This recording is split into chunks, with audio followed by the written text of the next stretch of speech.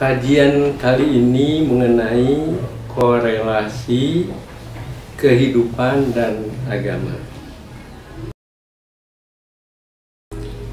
Yang dimaksud dengan kehidupan adalah kehidupan umat manusia di muka bumi, ya, yang dipenuhi oleh berbagai macam fenomena. Misalnya fenomena alam, bumi, langit, angkasa, perputaran matahari, bulan, bintang, adanya banjir, longsor, dan lain-lain. Ya, juga kehidupan itu padat dengan aneka ragam kegiatan makhluk hidup, utamanya manusia. Manusia itu selalu aktif, dinamis, dan dinamikanya variatif.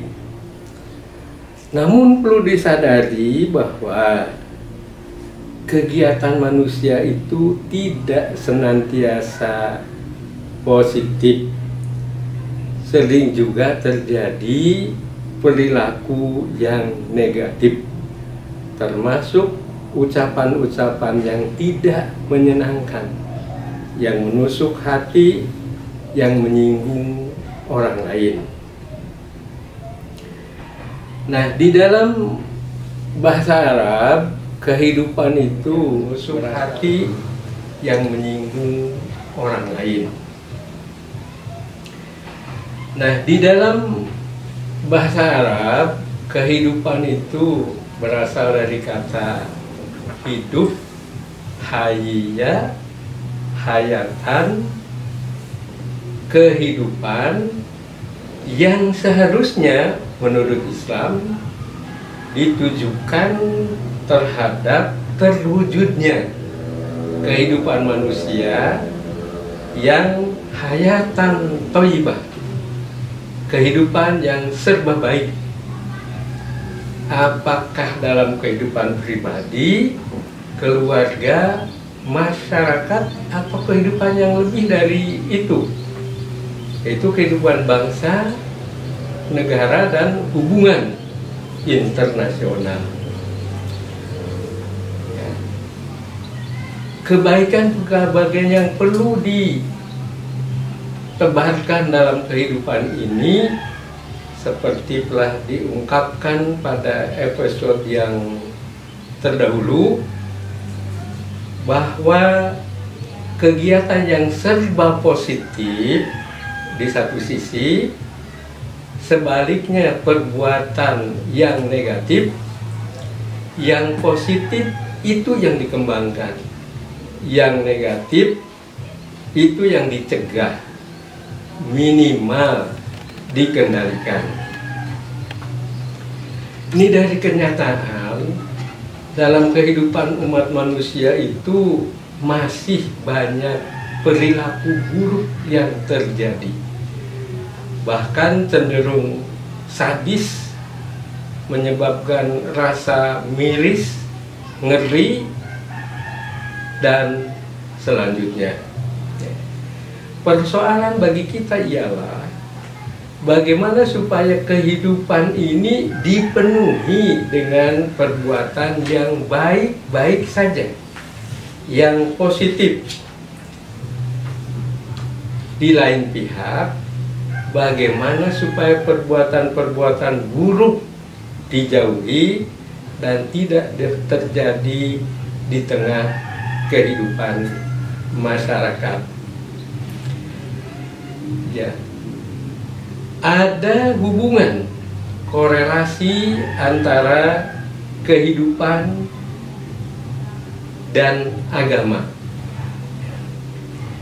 Ya, agama yang dalam literatur Islam disebut ad-din atau al-millah, berisi norma-norma kehidupan yang ditetapkan oleh Allah yang diturunkan kepada para nabi atau rasul untuk disampaikan kepada umat manusia.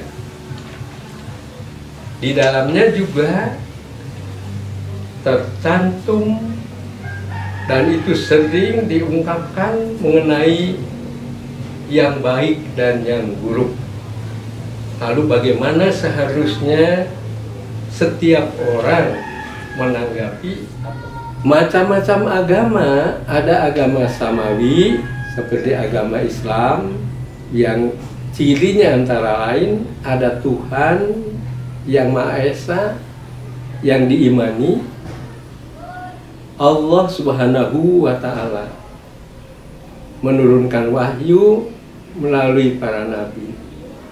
Ada penjelasan mengenai masalah kehidupan, pernikahan, perusahaan, masalah politik juga ada. Kemudian ya hubungan antar manusia sejagat raya ini. Ada juga agama yang disebut dengan agama ardi, agama bumi, agama yang tumbuh dan berkembang, berasal atau bersumber dari tokoh spiritual yang punya nalar, punya pikiran, punya perasaan yang dalam. Lalu ia bisa melahirkan arahan-arahan mengenai bagaimana supaya hidup dan kehidupan ini baik dan tidak terjadi kehidupan yang suasananya buruk.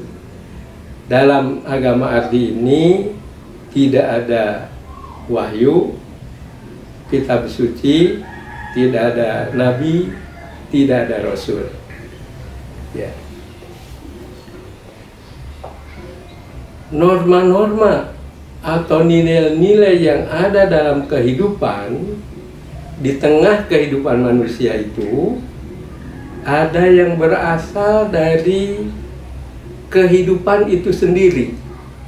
Misalnya adat kebiasaan yang turun-temurun, pepatah petitih yang dianggap baik. Kemudian ya misalnya kebiasaan pernikahan.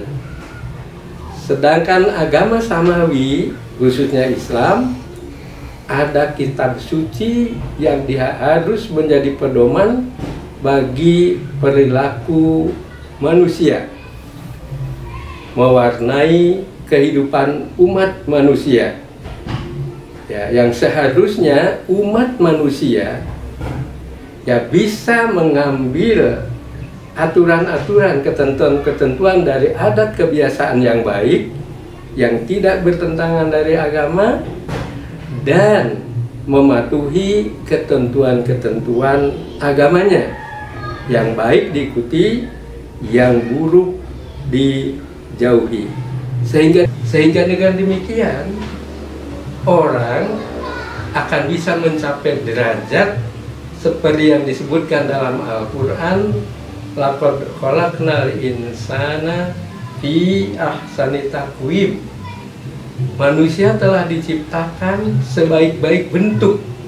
Nah, bukan hanya bentuknya, tubuhnya yang baik, tetapi harus dibarengi dengan perilakunya yang serba baik.